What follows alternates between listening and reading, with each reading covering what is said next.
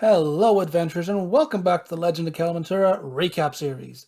This time, I am recapping session number 23, which doesn't really have a funny title this time. It's just crafting, downtime, and learning, because that's basically what happened. Not every session has to have a funny... yeah, but yeah. Not every session has to have a funny name or a pun. Some of them can just be, this is what happened. So, yeah. Apologies if you wanted a funny one, but here we go. So, end of last session, the party had done a year. They'd killed the sea serpents and did a bit of harvesting. This time, they'd had some downtime because they've just killed a big thing and are relaxing on the way back. So I'm going in alphabetical order. This wasn't the order things happened, but I'm just going alphabetical order with the party. So, it's alphabetical. We kicked it off with Ariadne, our Andvari astral, way of the astral self, air genasi monk type thing. Is she air genasi? Oh god, I hope so. Well, she's a monk. She decided that she wanted to spend some time crafting some dream catchers for the party, using like bones, teeth, and the scales type thing from the sea serpents, because they were sparkly and pretty. So she sat for a day or so and up in the crow's nest, kind of meditating, like feeling the breeze, feeling feeling the ocean breeze, just kind of relaxing and meditating and just reflecting on what she's been up to the past while.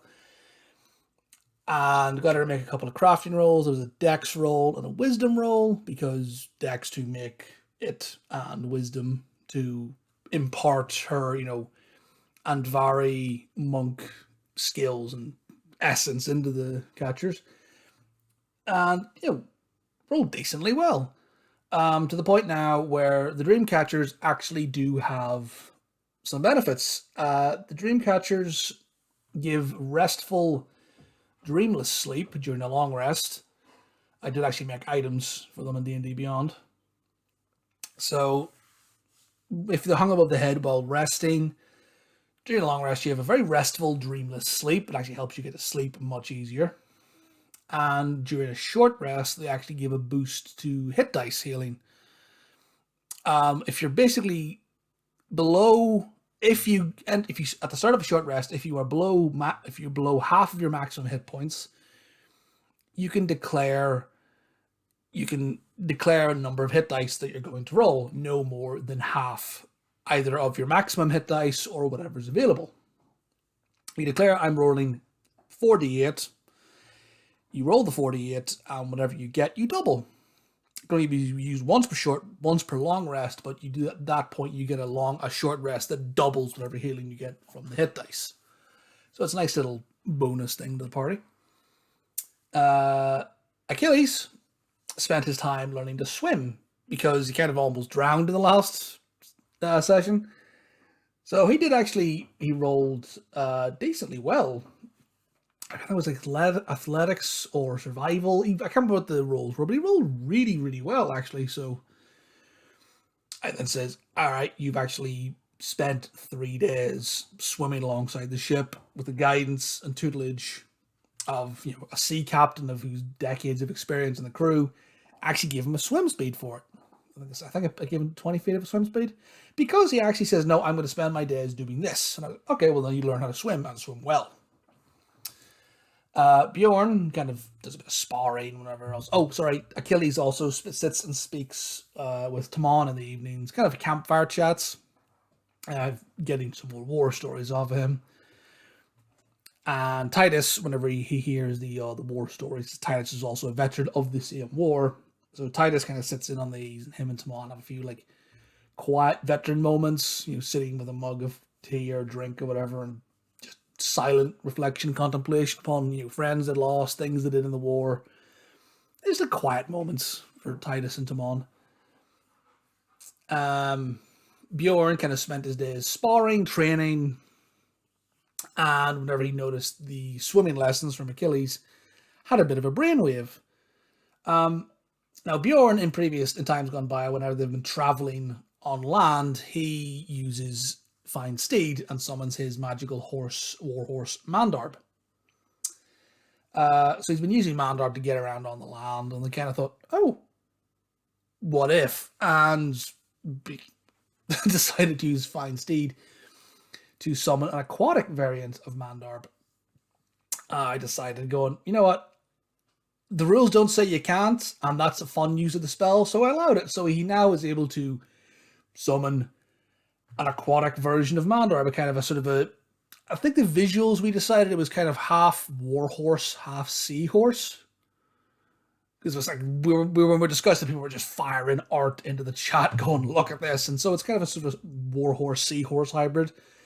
I just gave him, there's a dolphin stat block, use that. So, when it's aquatic Mandarb, he uses a dolphin. Just a bit of crack. Duchess kind of just spent the 3 days just chilling, really, and just kind of being used to being back on a ship, because in her amnesia backstory, her family died in a pretty horrific sailing accident. Lost in a terrible storm at sea.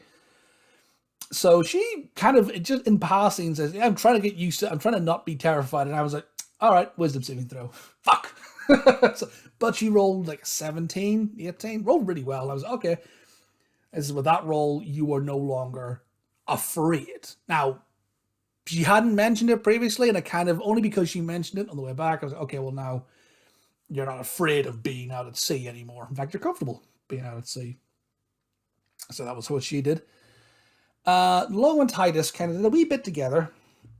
Lo took some of the hide and scales and other bits and pieces of the sea serpents, and with some of his magics, like heat metal and various other toolings, with a bit of help from Titus, who is a proficient blacksmith. Yay for fighters. Crafted a dragonhide belt for Ariadne. Well, I said crafted, took her existing belt and added dragonhide to it, and managed to create a sort of a dragonhide ruby monk belt, which was well crafted, and actually they rolled very well on that. So she now has a +1 to her key saves and a +1 to saves against draconic entities. I think the actual draconic dragonhide belt has like various other buffs or higher buffs. And I thought, no, but we'll roll, see what you get. So she's a +1 to her key saves and +1 to saves against dragons, which is pretty cool. And Lo wanted to make a dragonhide shield, or dragon slayer shield. I can't remember the technical, what the term was. Initially didn't roll great for the crafting of that one, unfortunately. Even with the help from Titus, kind of just ended up having some hide attached to his shield as a result of the roll. Didn't really do anything for him. But Titus then took it away and had one last go at it, and managed to roll decently enough to salvage the attempt to make a shield of cold resistance, effectively. So it was able to take the hide that was there and turn it into a shield of cold resistance. So it wasn't a complete loss, but it wasn't what he wanted. And I thought, well, you tried, this is what you get.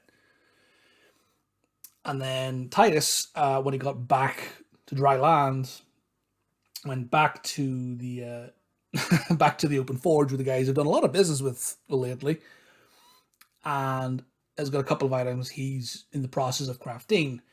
Now, I've already made the item card. It says this is what you're going to be making. It's going to take him a week, so they're going to be there for a while, but it's going to take him a while to make it. I said, well, there you go. That's what it's making. It's a helm of cold breath.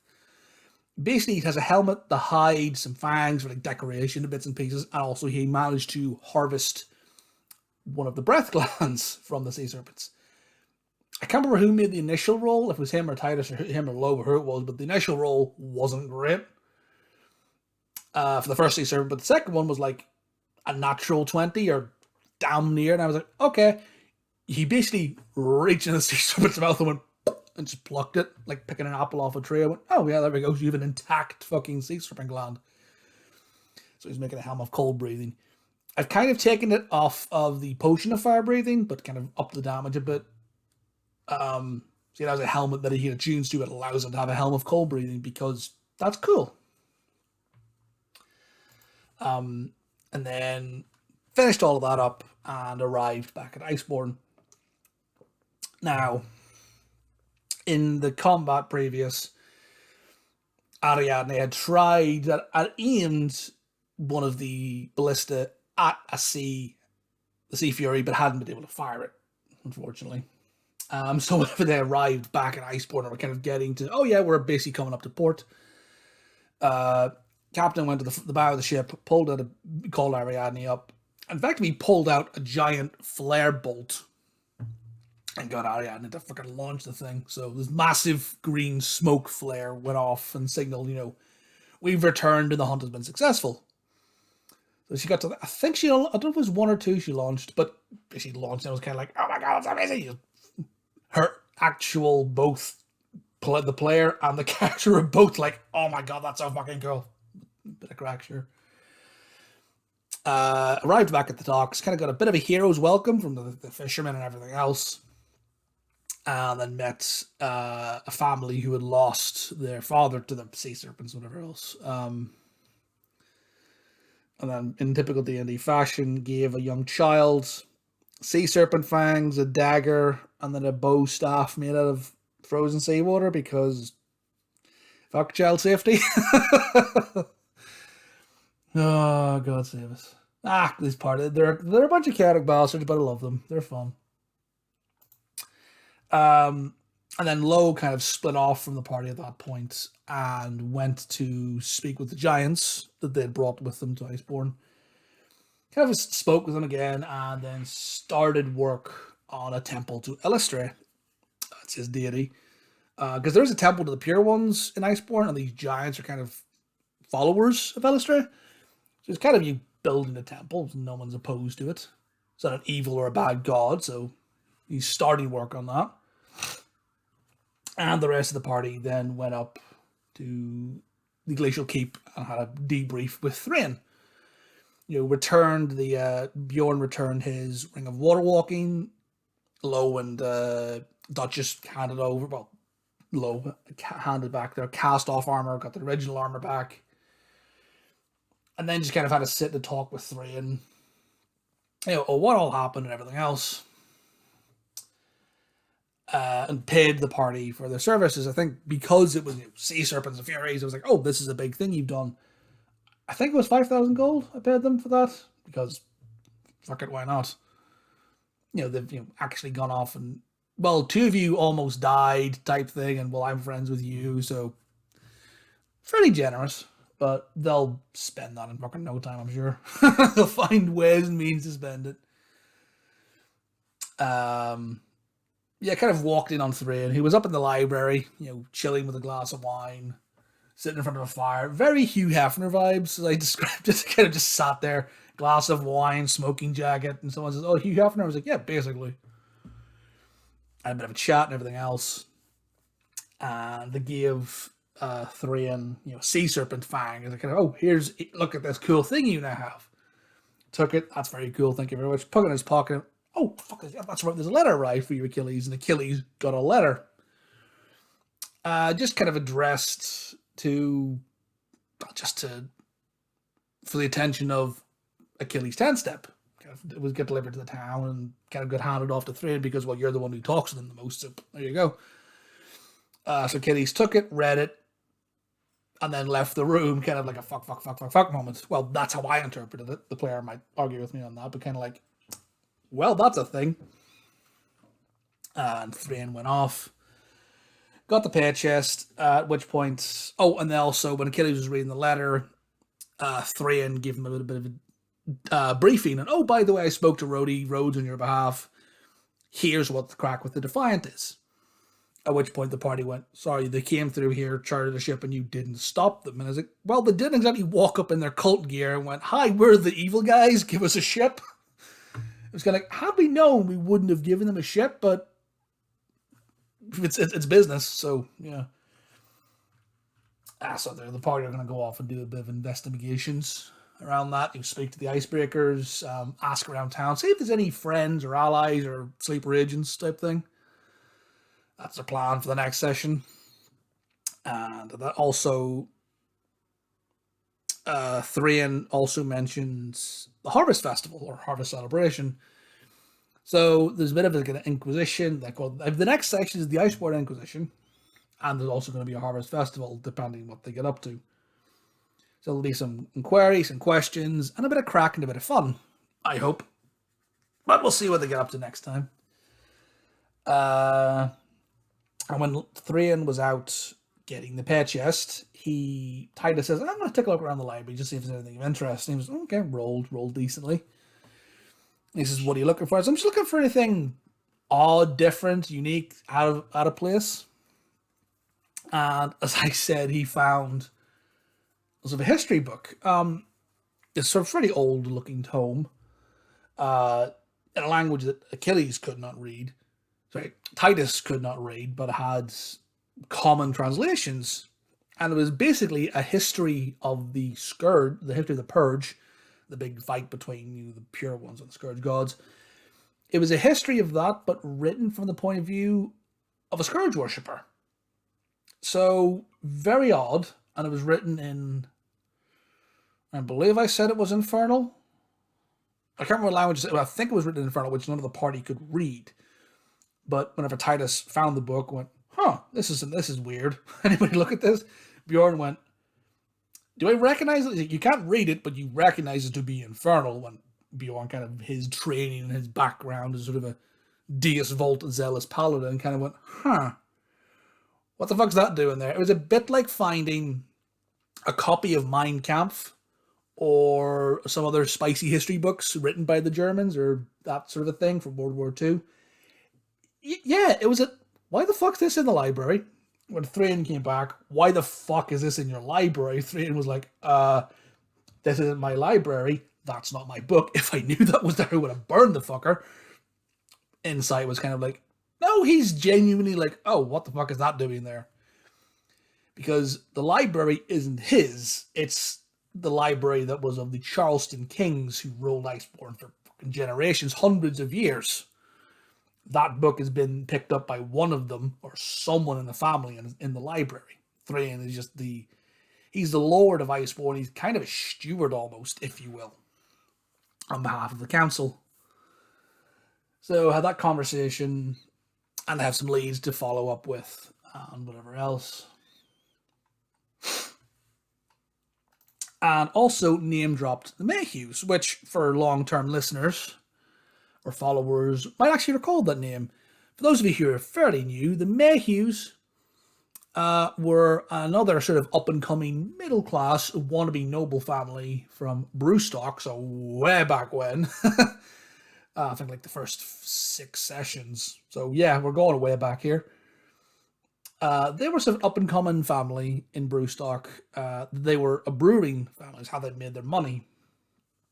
They had met Thrain at the last, I can't remember, I forgot what the name of the vessel, but he had returned back to Mentura, had met them at a party, got speaking to them, whatever else, and then says, can we commission, can we ask you to grow us some of this frost hops that we've heard about, because we would like to make some ourselves.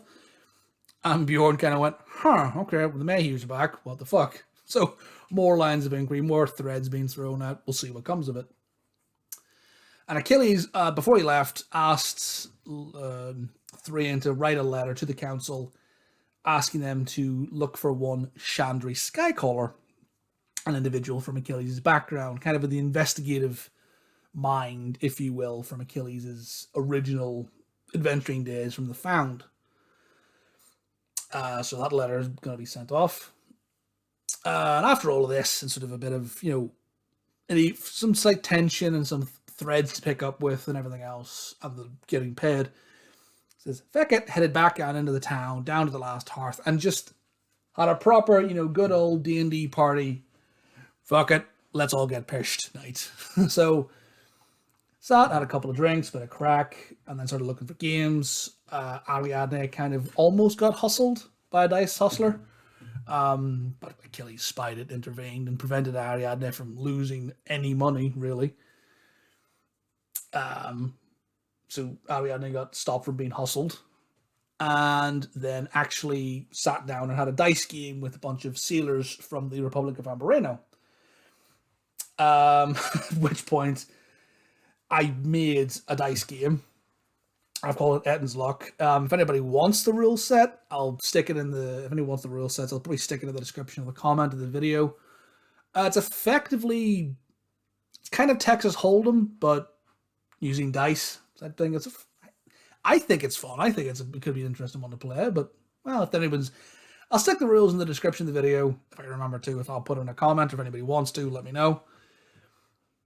And then after while the party was kind of doing all this, Titus was out just having fun and having the crack, wrestling the hill giants because Titus likes to wrestle. And the giants were like, "Fuck yes, let's fight." You fight even never had a crack.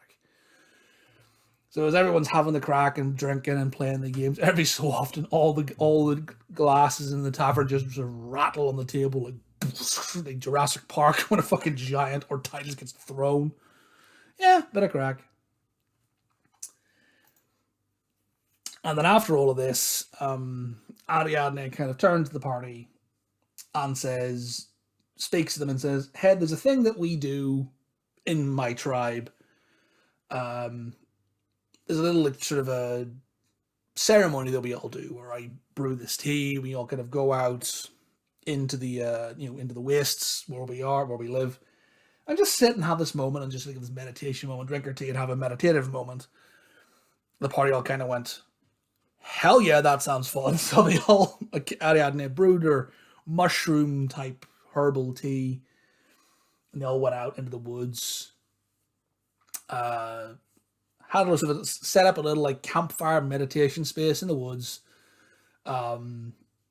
Everyone drank the tea and kind of got into the sort of meditative Zephyrkalia, as Ariadne calls it, by the Andvari monks.